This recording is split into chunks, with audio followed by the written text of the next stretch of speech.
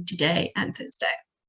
Okay, so with that said, if you are new or you missed a lesson, please head over to our website and check out the recordings. All the recordings from our previous lessons are on the website, so you can access them. The quizzes are there as well, so you can take those quizzes to practice your maths and to get better.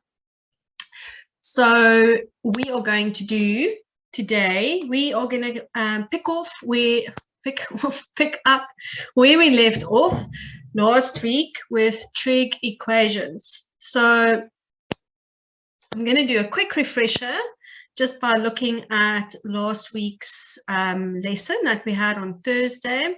We did the general solution and we talked about making sure that you find that you sometimes you have to factorize your trig equation, making sure that you factorize, then you get your reference angle, your quadrants, and then we did one of the special cases, which is where you have to change from sine and cos to tan, because you can only solve your trig equation if you have one type of trigonometric function in your, so it's either sine or cos or tan, but no mixture of the trig functions in an equation. So you first have to manipulate your equation a bit to do that.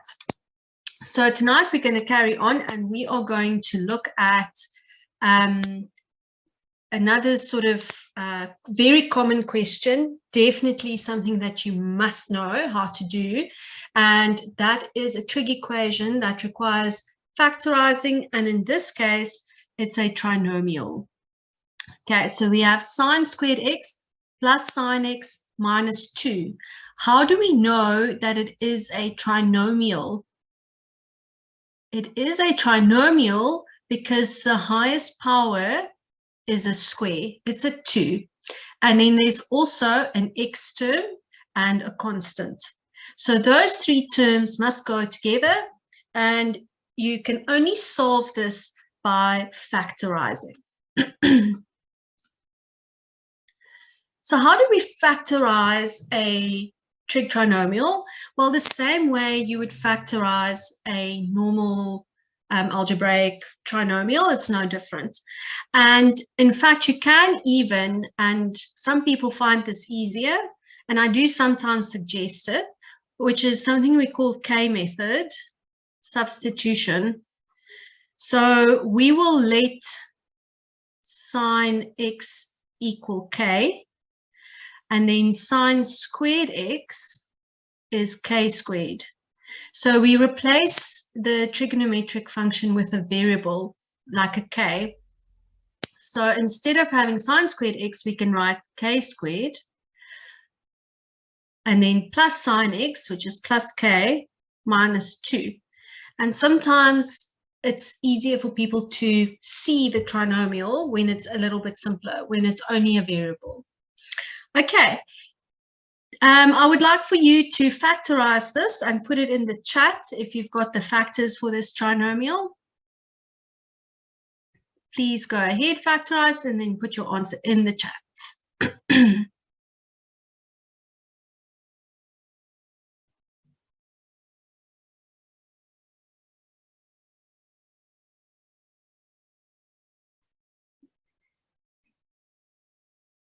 Very silent in the chat, or people thinking, okay. Just want the factors. Don't have to solve the whole equation yet. I just want the factors.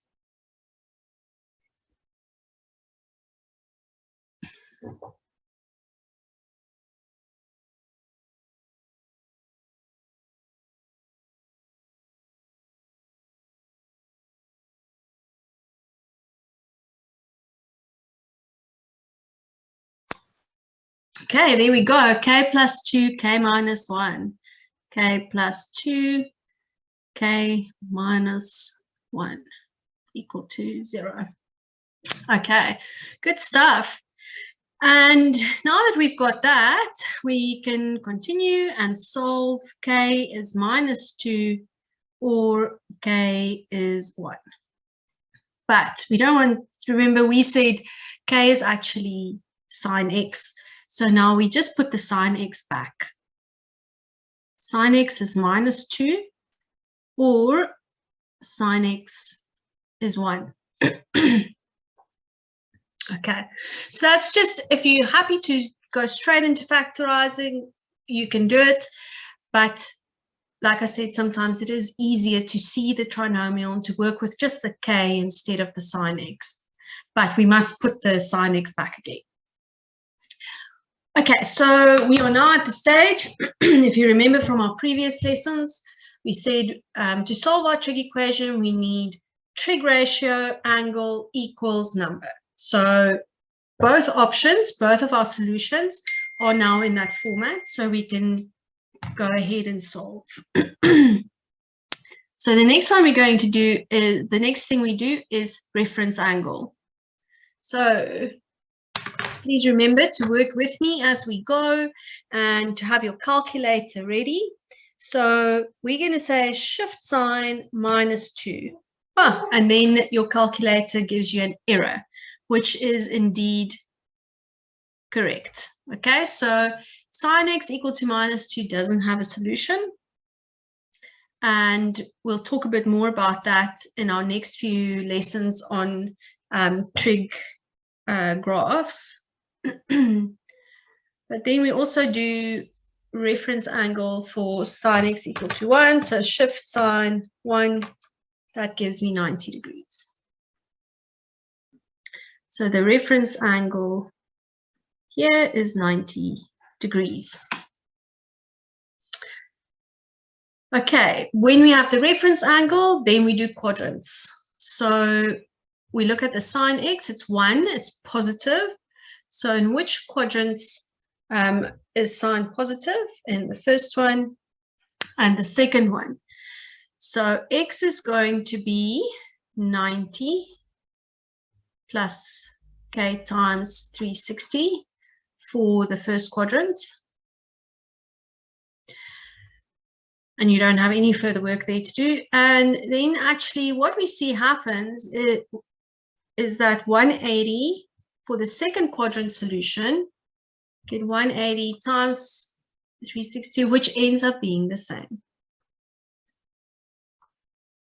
So for these ones, like if your reference angle turns out to be 90 or a multiple of 90, you only need to do one solution because they end up being the same. One quadrant, let me put it that way. And don't forget, I've forgotten something, so I'm probably going to lose marks if this was my exam.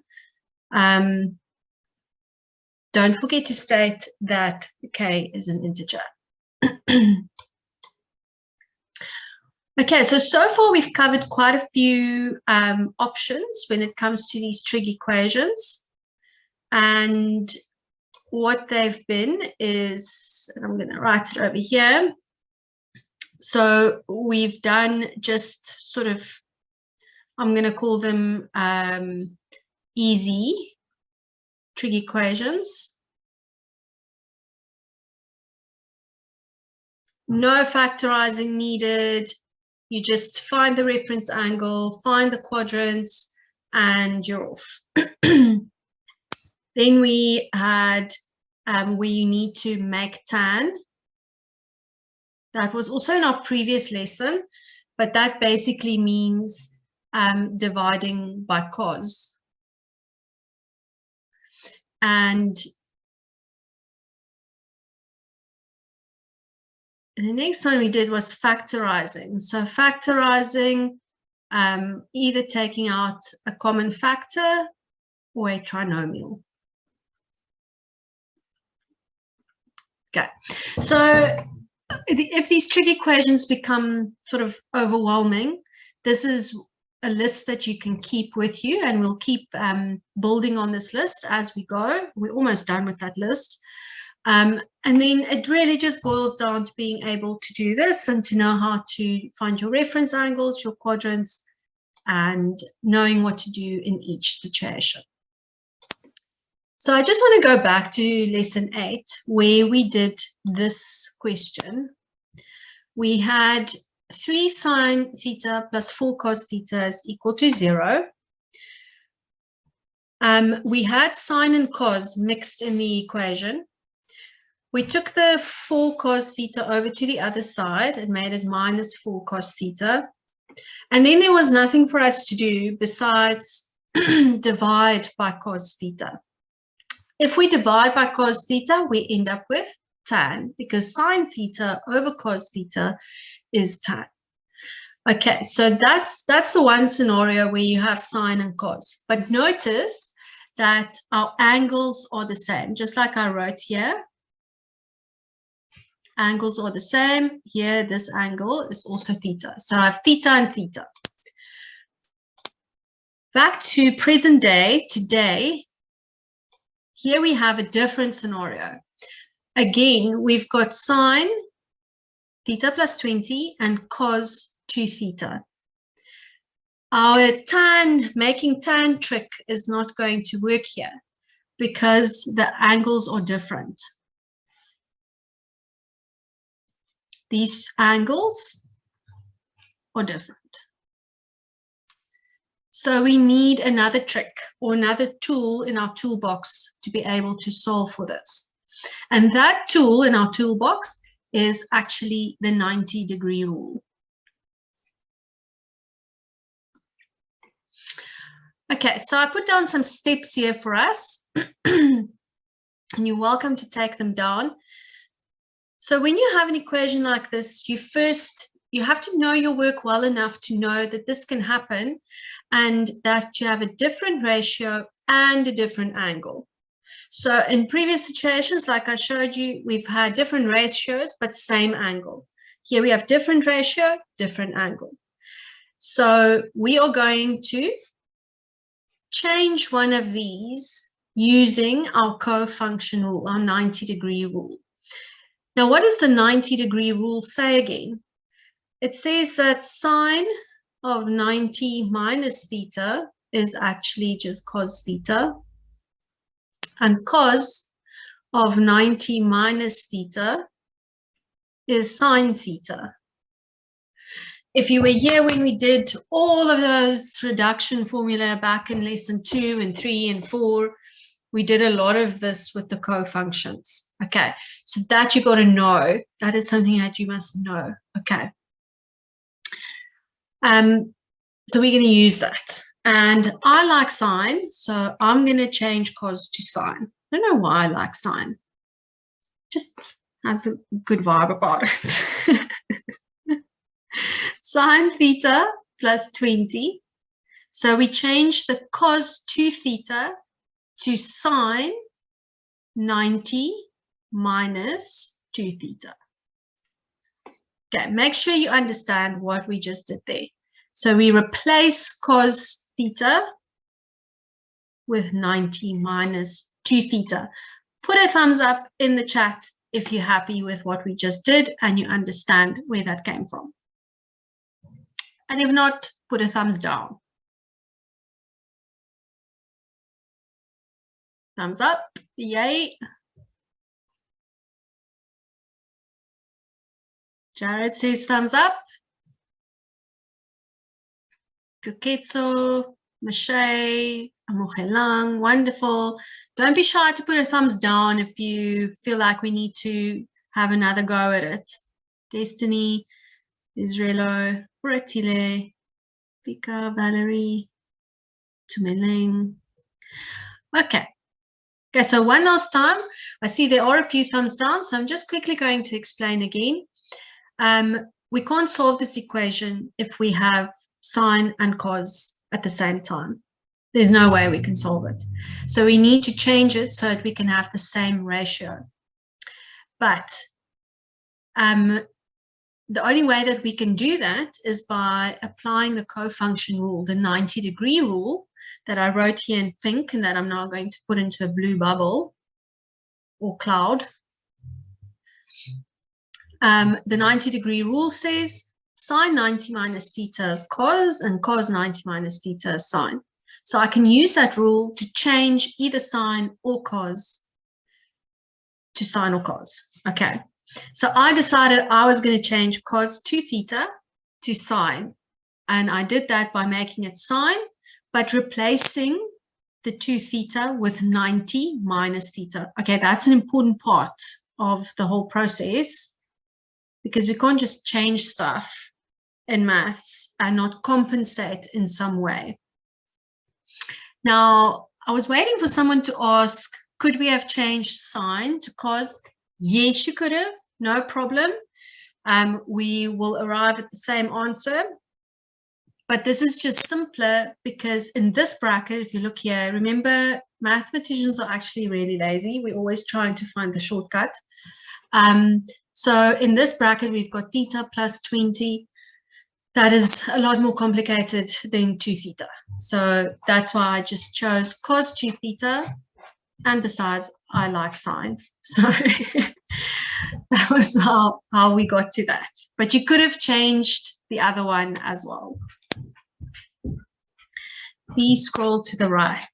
Okay, can't scroll too far over, King Zooks, because I still need to keep the screen visible for everyone. Right. Okay, so now we have this situation where there's no number.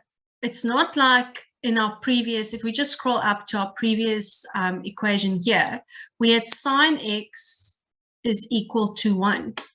So we had trig ratio, angle equal number, but we don't have that here. So what do we do? Okay, very simple. We look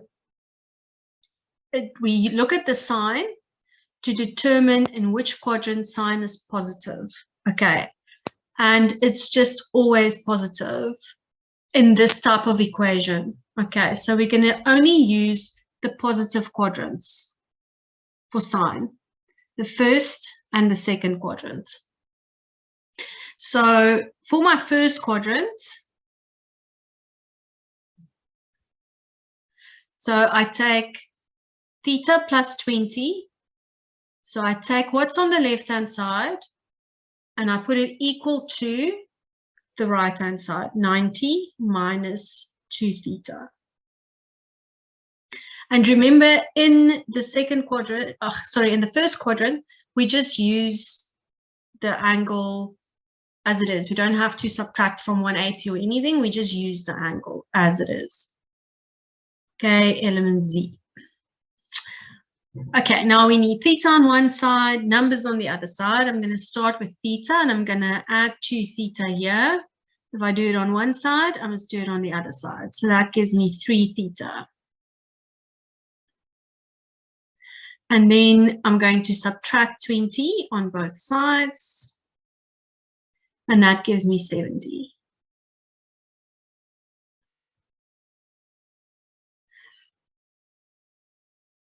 If 3 theta is 70 plus k times 360, then 1 theta I get by dividing by 3. So I need to go 70 divided by 3.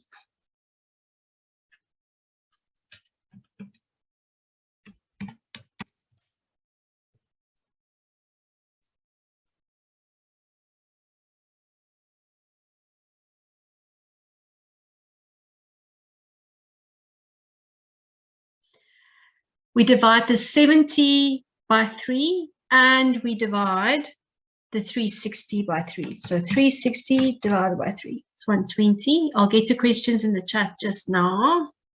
And K element Z. Okay, while I read some of the questions, have a look at that and make sure that everything is clear. Can we divide by negative 2 theta? No, we first need to get all the thetas together. So it's negative 2 theta on the right-hand side, and then on this side there's still a theta. So we must first simplify, and then we can divide. Okay, and then lastly, we need to do our other quadrants. So again, we take the theta plus 20, and My second quadrant, as I hope we all know by now, is 180 minus. So we subtract the 90 minus 2 theta from it. Okay, so here's my theta plus 20. We just keep putting it on the left-hand side, and then my 90 minus 2 theta goes there. Okay, so Cassandra, when we're at this point, we are finding the general solution. Okay, so it's not like the sign is gone. We are finding the general solution for those angles, for the sign of those angles. Okay, if you remember from our previous lesson, when we get to the quadrants, we just work with the angles. The sign is accounted for by looking at the quadrants. Okay, so we've got some work here to do with simplification.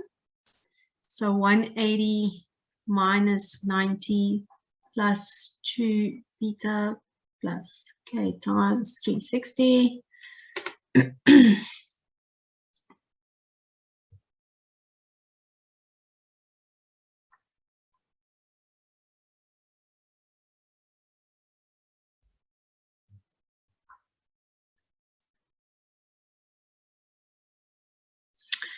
Okay, we're going to collect the thetas again. So we're going to subtract 2 theta here and then do the same on the other side.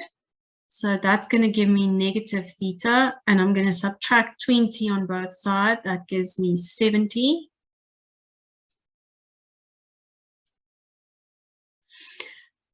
And lastly, we don't want negative theta, we just want theta. So then theta is negative 70 minus k times 360. And k is an integer. Okay, have a moment and read through what we've just done, have a look through it, and then pop a question in the chat if you have anything that you are wondering about. Buchle, so this is for the quadrants. This 180 minus, where's my green pen?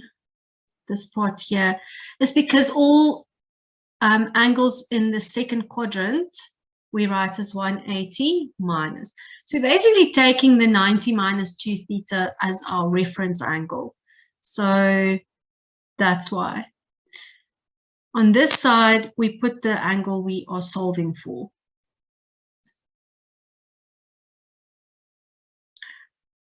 Oh, how, Leroy, you're going to have to be a bit more specific about what I need to repeat, because I've been talking for half an hour. So please let me know which part I must repeat.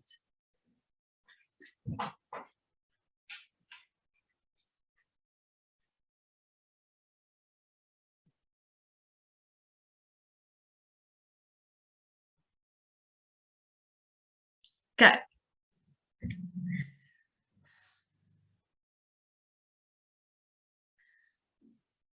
Okay, so Afika, just a reminder that this is Foundations of Trigonometry. So we're not quite diving into double and compound angles yet.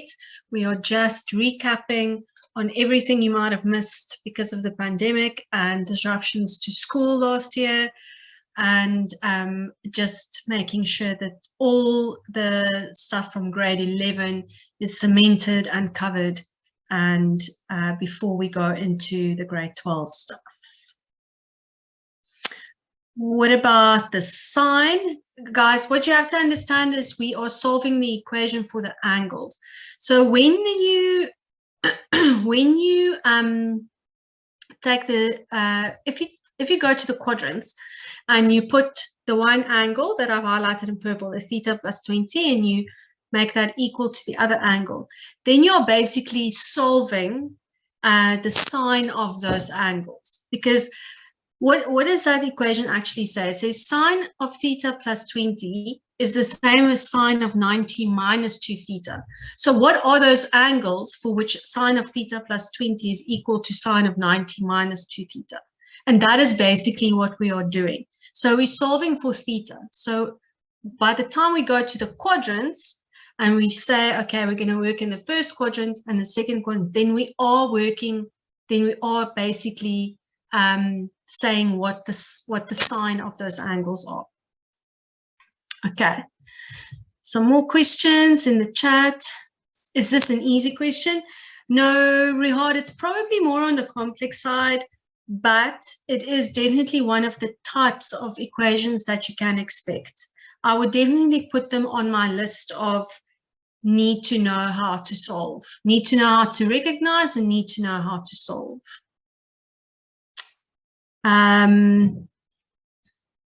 Right, so the part about the second quadrant. Okay, so the second quadrant, remember when we do our cast, I'll do this quickly because we have run through this quite a few times. So this is theta, this is one, let me use a different variable to prevent confusion. This is angle x. All angles in the second quadrant can be written as 180 minus x. This is 180 plus x, and this is 360 minus x. Okay, so a few lessons back, we went through the whole Cartesian plane. And again, this is foundational knowledge. So that is why we spend quite a lot of time, because everything you do in grade 12 and in grade 11 revolves around this idea of cast, all stations to Cape Town. So if we are in the second quadrant, all angles are written as 180 minus whatever my angle or my unknown angle is. So that's why I said here 180 minus 90 minus 2 theta, because we're working with this angle.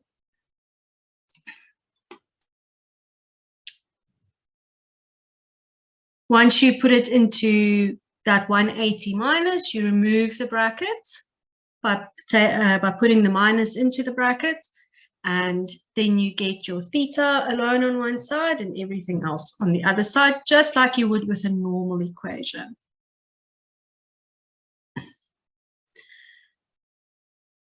Okay, so Kuketso, we did go through that also in lesson 8. So I think definitely have a look at the previous lesson, the very first lesson about trig equations. But basically it comes down to the trig graph of sine that repeats itself every 360 degrees. So every 360 degrees, you're going to get a solution for this. So you get the first solution, and then every 360 degrees, it repeats. I don't get where you divide, like why are you dividing by 20, whereas you said plus 20 minus 20. No, it's the theta, so I guess it's over here. So I subtracted 2 theta and subtracted 2 theta on the other side as well. So I didn't divide by 20, I just subtracted 2 theta. That's just getting the variable alone on one side.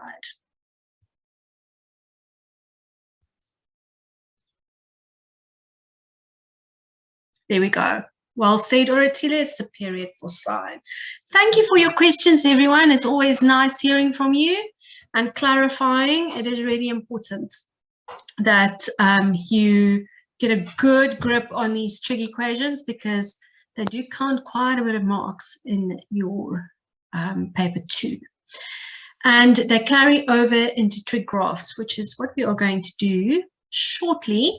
So here's a summary of everything we've just done the last 2 lessons. And before I show you this summary, I'm going to go back to our list here that we were making of trig equations that you must know. Okay, I'm going to call this must know trig equations and general solutions. I'm abbreviating equations to EQ because it's just too long to write right now. No, trig equations, and I'm going to abbreviate general solution to GS. So The last one is the cofunctions. Cofunctions, where you have sine and cos with different angles. Guys, I promise you, you can't go wrong. If you know this list of 4 equations, you can't go wrong. You'll know what to do each time. Okay, so easy-ish, just trig ratio equal to number. You have to make tan.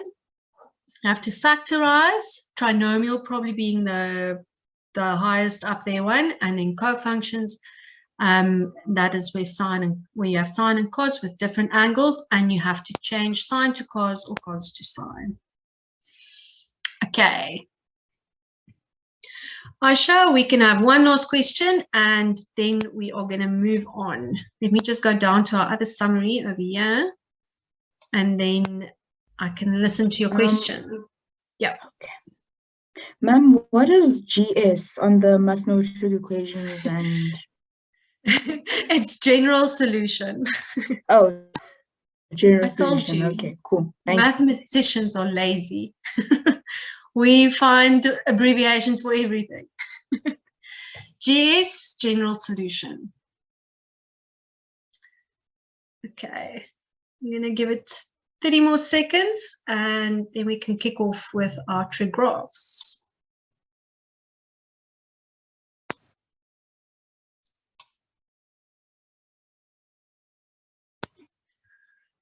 Okay.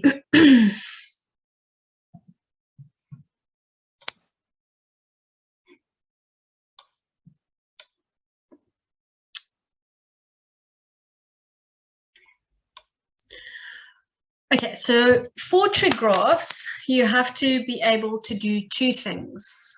Sorry, yes, Orotilek, do you have a quick, oh, your hand's gone, okay. Okay, so for trig graphs, you have to do 2 things. You have to be able to sketch, and for that you use your calculator, so make sure you've got your calculator with you. And then you have to be able to find the equation of a trig graph. And then you also have to be able to find points of intersection. So let's make a little list here of must knows. Must know. Sketching. So you need to know the steps on your calculator of how to do it. You can't get to the exam and be like, oh, I don't know, I forgot now how to sketch the graph using my calculator.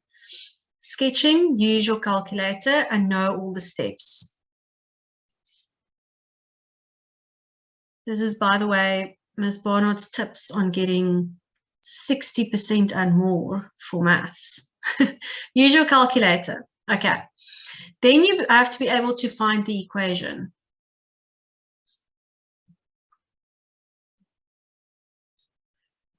Of a trig graph. And then you also have to be able to find points of intersection. Okay, so here's another abbreviation. POI, points of intersection. Points of intersection is nothing else but solving trig equations. So that's why I taught you the trig equations first, so that you know what to do when you get to the graphs. Okay, and then there's some other interpretation questions. But if you can do the first 3, you're pretty much on your way to passing and even doing better than passing. So when you sketch your trig graphs, you have to label them very clearly, and this is where every year I just see people lose so many marks because they leave off the most basic of information. So you have to do the x and the y intercepts, the turning points, the end points, and the asymptotes if you are drawing a trig graph. Okay, so those are all the things that must go, and you must label them on your graph. in order to get all of your marks. Okay, so remember that, and then also have your list ready. Okay, so the basics. You have to know the basic trig graphs, and that's these three graphs that I've put on the board here: the sine graph, the cos graph, and the tan graph. And these are the unshifted basic trig graph. So this is y equal to sine x, y equal to cos x, and y equal to tan x. So for each of these, just these basic ones, you must know their shape, their x-intercepts, and their turning points. And the y-intercept, it just basically goes through the origin, so it doesn't really, but you have to know the turning point. Shape, intercept, turning point. You have to know the period for each graph, and we're going to go through that now, and the amplitude.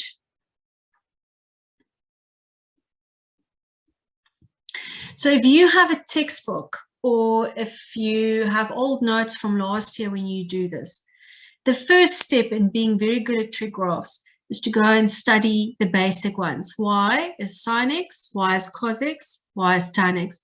And just go to your textbook, to the section that says trig graphs. And do yourself a favor and just go study these basic facts of the three graphs.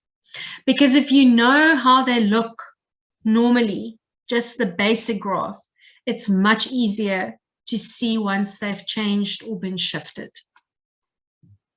Okay, so that is basically your homework from me.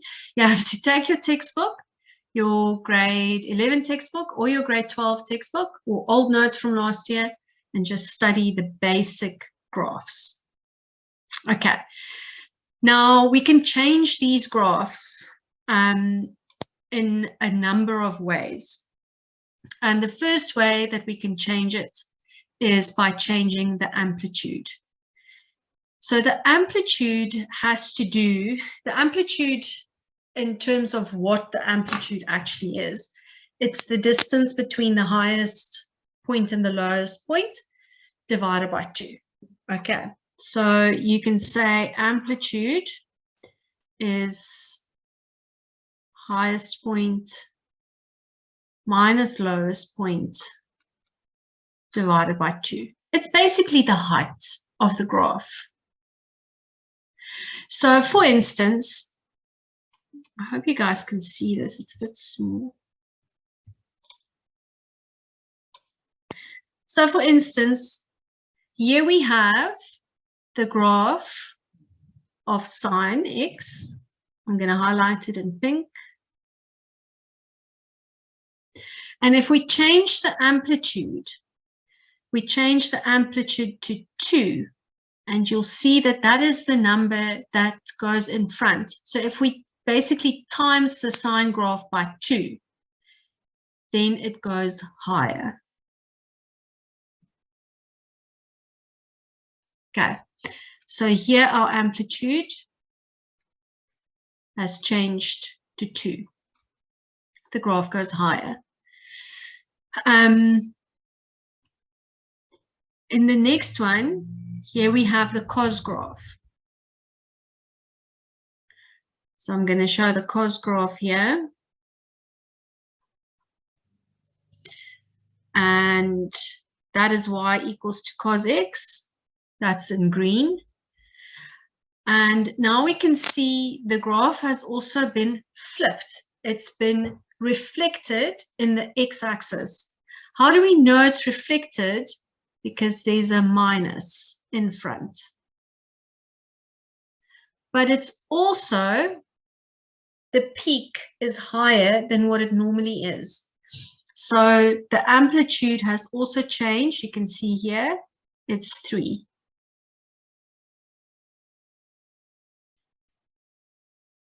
So for the blue one, it's a reflection. and an amplitude change.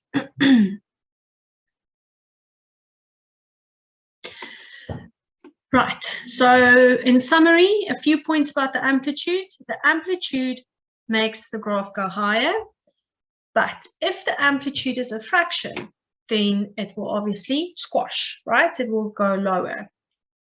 The amplitude is indicated by the number in front of the trig function, or you can calculate it by taking the highest point minus the lowest point and dividing it by 2. We can do a reflection as well by putting a minus in front of the trig graph, and that will flip it and reflect it in the x-axis. Okay, so that's amplitude. And I think we have chance few more minutes for period change. Okay, so this is again important because you can only really notice a period change if you know what the normal period change is. The regular period is for sine and cos. So the regular period for sine and cos, 360. The regular period for tan is always the odd one out. Remember, I've said this before when we were doing equations and stuff, it's 180. Remember when we were solving equations, instead of saying k times 360, we said k times 180 for tan, because tan's period is 180.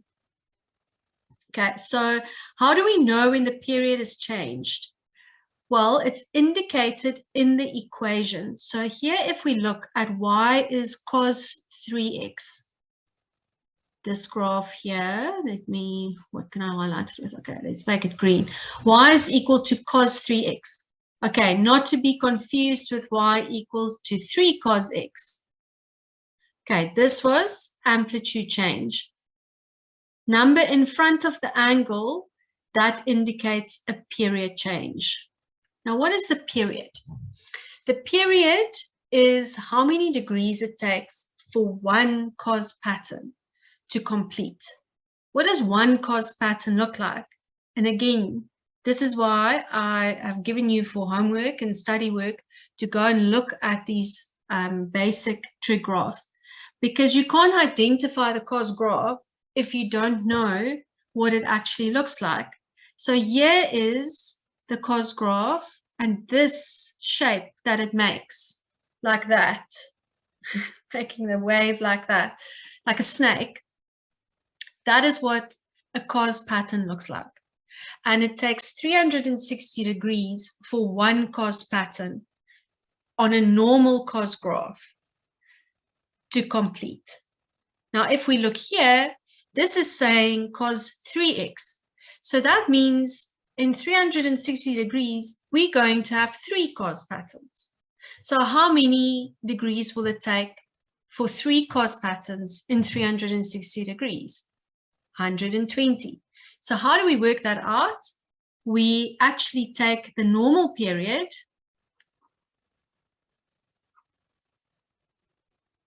and divide it by 3 in this case. So if that number was 2 or 5 even, you divide it by that number. And that gives you 360 divided by 3 gives me 120. Okay, so the new period is 120. But you can only figure that out if you know what the usual period is, the normal period. Okay, so let's test if it's right. So we know that one cos pattern is this snake shape, okay? And indeed, there's one snake shape in 120, and then another one in 240, and another one in 360. Okay, I'm going to leave it there for today. We'll carry on Thursday with our trig graphs and revising our trig graphs. Thank you everyone for joining us this evening, and our new people as well. And I look forward to seeing you on Thursday when we will conclude trigonometry, and hopefully you'll be all set after this. Ms. Coco, I think it is time for the poll.